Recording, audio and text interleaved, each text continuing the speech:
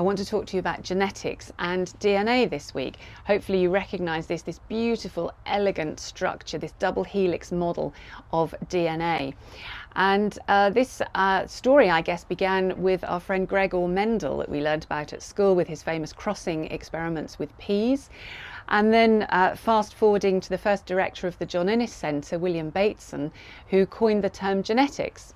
And courtesy of the John Innes archives, if you look over on the Agri-TechE website, we've done a blog about this, and there's a copy of the letter where it's the first recorded time where he uses the word genetics.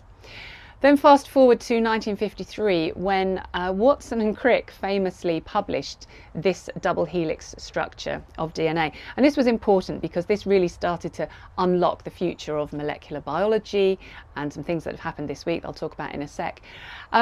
I'm going to argue that this should have been called the Watson, Crick and Franklin model because Rosalind Franklin is the unsung heroine of this. She generated quite a lot of the data that, let's say, inspired Watson and Crick's thinking. But when they won the Nobel Prize, sadly, Rosalind Franklin had died, so she stood no chance of being in with a shout for it. But she really should be recognised.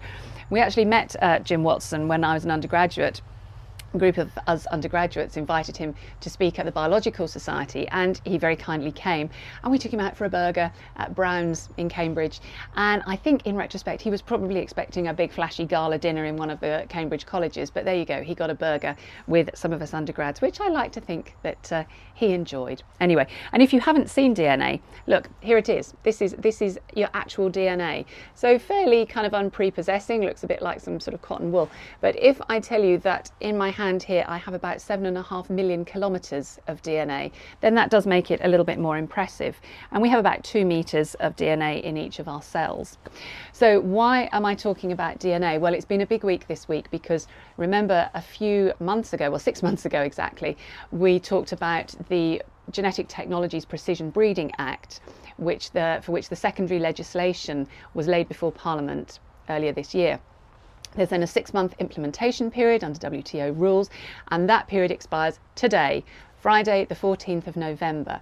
And what that does is operationalise, is that a word? Yes, let's use it, the details of the Act. So it now means that precision bred or gene edited organisms, plants right now, can be developed, they can be marketed. You still have to go through appropriate regulations, but this has really unlocked the spirit of the Act. As I say, only in plants at the moment for the implementation, and only in England. The devolved are still, and indeed Europe, are still thinking about what to do with this. But this is quite a big week because not just for agriculture, which of course we're interested in, but more widely the use of gene editing is now kind of unlocked. So there we go.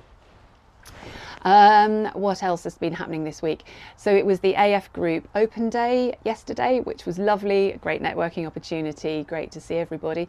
And then last night I gave a talk to the Young Farmers Club, and it's just so great to talk to new entrants into the industry. And we were talking about our Early Career Innovators Forum that Agri-TechE hosts, which is a way for new early career scientists, industry professionals, farmers to start to build their first professional network in agri-tech.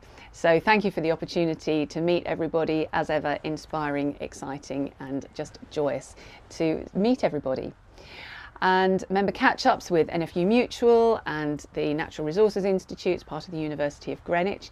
And then earlier this week I was at a meeting, the Royal Society has a Science, Industry and Translation Committee, which I'm very humbled to be on. There's far more important people than me around the table, and we were talking about how the Royal Society can leverage better its convening power. It's a very well-known institution, very powerful, very well connected, and they're very interested in how they can help and support science in general, obviously academic science, but also translation and industrial science as well.